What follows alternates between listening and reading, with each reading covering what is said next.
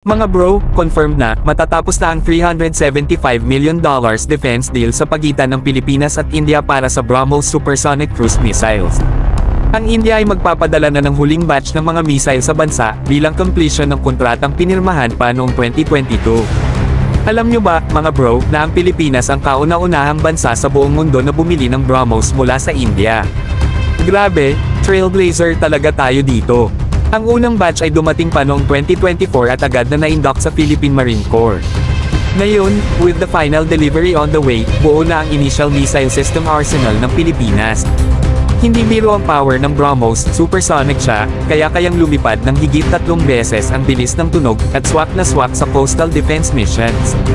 Kapag naka-deploy fully ang buong batteries ng PMC, malaking deterrent ito laban sa sino mang magtatangkang manghimasok sa West Philippine Sea.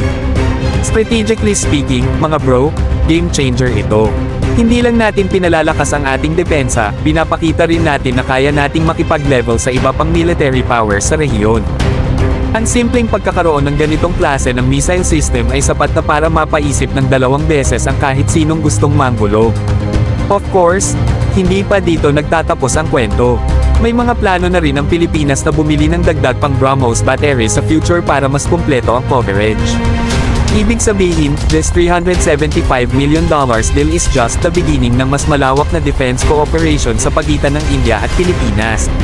Mga bro, with this last batch, finally armed and ready na ang PMC para sa coastal defense. Isipin nyo na lang, from zero to BrahMos in just a few years. Sana all, mga bro.